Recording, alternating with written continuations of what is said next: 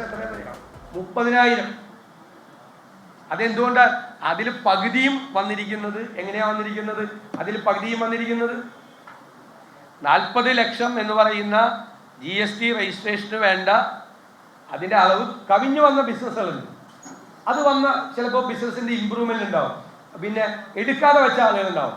50 ലക്ഷമായിട്ടും 60 ലക്ഷമായിട്ടും GST registration എടുക്കാത്ത ആളുകൾ എടുക്കാൻ നിർബന്ധിതരായി കാണും. അപ്പോൾ ഒരു 15,000 പോലും പുതിയ സംരംഭങ്ങളുടെ GST രജിസ്ട്രേഷൻ ഈ സംസ്ഥാനത്ത് ഉണ്ടായിട്ടില്ല.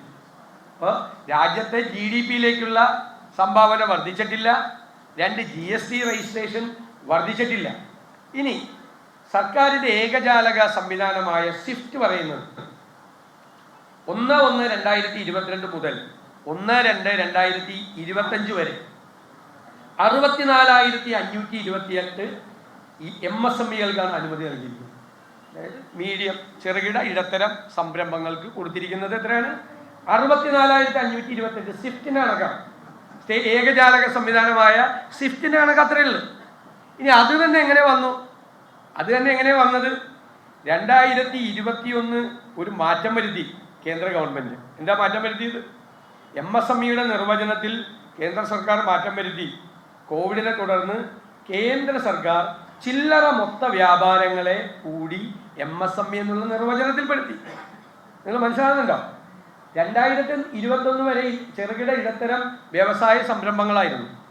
2021 MSME-യുടെ നിർവചനം മാറ്റി.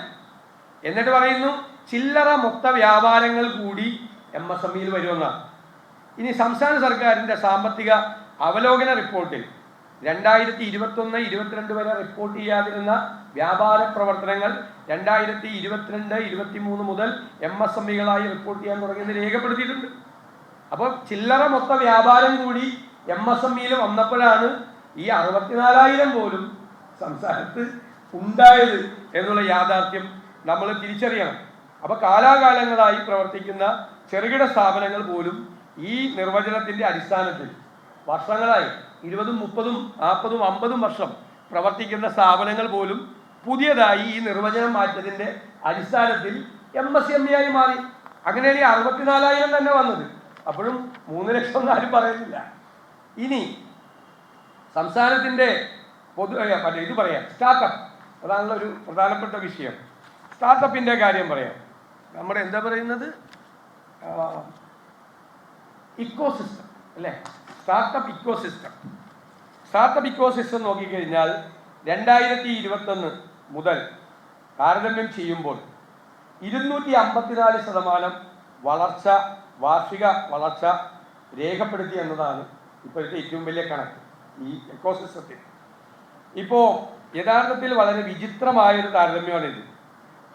2ാം LDF സർക്കാരിൻ്റെ 3 വർഷ കാലയളവിൽ ഉണ്ടായിരുന്ന വളർച്ച 1ാം സർക്കാരിൻ്റെ അവസാന 3 വർഷ കാലയളവിൽ ഉണ്ടായിരുന്നതിനേക്കാൾ 254% വർധന. കറക്റ്റാണ്. എന്താ കാര്യം? 2019-21 ആയിട്ടാണ് താരതമ്യപ്പെടുത്തിയിരിക്കുന്നത്. 2019-21 വല്ലതും തുടങ്ങിയിട്ടുണ്ട്? കോവിഡ് കാലമല്ലേ? മഹാമാരിയുടെ കാലമാണ്.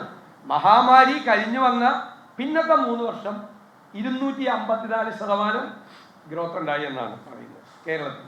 ഇനി ഇക്കോസിസ്റ്റം വാല്യൂ എത്രയാണെന്ന് പറയട്ടെ. ഇന്ത്യയിൽ ഇതേ കണക്കുകളാണ് എന്നൊക്കെ പറഞ്ഞ് തരൂരിന്റെ ലേഖനത്തിലെ വാദങ്ങളെ ഖണ്ഡിക്കുകയാണ് പ്രതിപക്ഷ നേതാവ് വി. ഡി. സതീശൻ.